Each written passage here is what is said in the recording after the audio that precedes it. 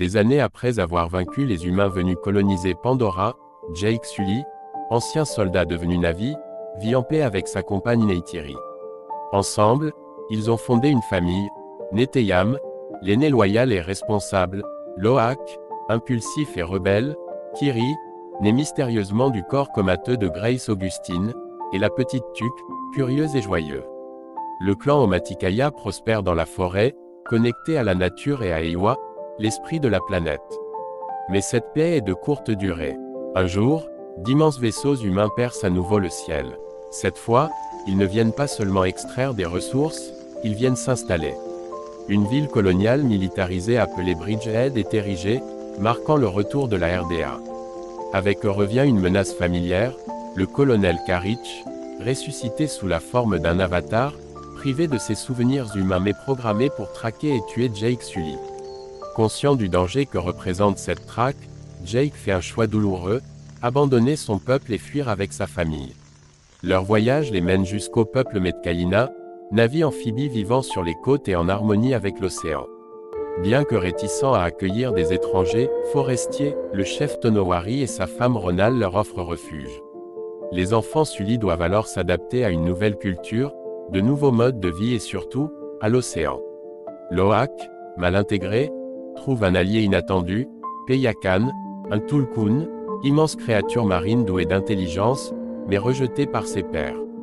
Kiri, quant à elle, développe une connexion profonde et spirituelle avec la nature aquatique, semblant canaliser Eywa d'une façon mystérieuse. Pendant ce temps, Karich explore Pandora avec son escouade d'avatars. Il capture Spider, un jeune humain élevé parmi les Na'vi, fils biologique de Karich, que Neytiri a refusé d'élever. Grâce à lui, Karich localise Jake et les siens. Pour l'y forcer à sortir de sa cachette, il sème la terreur sur l'océan. En collaboration avec des chasseurs humains, il traque et tue des Tulkuns. L'une de ces créatures, une mère pacifique, est massacrée sous les yeux des Na'vi et de son petit. Face à cette barbarie, la colère gronde. Jake comprend qu'il ne peut plus fuir. Lorsque ses enfants sont pris en otage sur un navire de guerre, il mène l'assaut avec le soutien du peuple Metkayina. Une bataille navale s'engage, les Na'vi sur le dos de leurs créatures marines affrontent les humains et leurs machines. Les Tulkuns se joignent au combat dans un déchaînement de puissance. Le combat culmine lorsqu'un Karich impitoyable affronte Jake dans un duel sous-marin. Pendant ce temps, Neteyam est mortellement blessé en sauvant Lo'ak et Spider. Sa mort plonge la famille dans le deuil.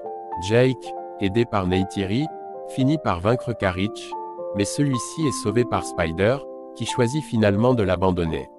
La guerre est terminée, mais le prix est lourd. Neteyam est enterré selon les rites marins. Kiri, en communion avec Eywa, déclenche une explosion de lumière et de vie au fond de l'océan, comme une bénédiction ou un adieu. Le lien entre leur famille et l'eau est désormais scellé. Jake décide de rester auprès des Metkayina. Lui, l'homme qui fuyait, comprend qu'il ne peut plus reculer. Son foyer est désormais ici, dans la mer, avec les siens. La voix de l'eau est celle de la mémoire, du deuil, mais aussi de la renaissance. Si vous avez aimé ce film, likez, partagez et abonnez-vous sur la chaîne pour plus de vidéos. À bientôt.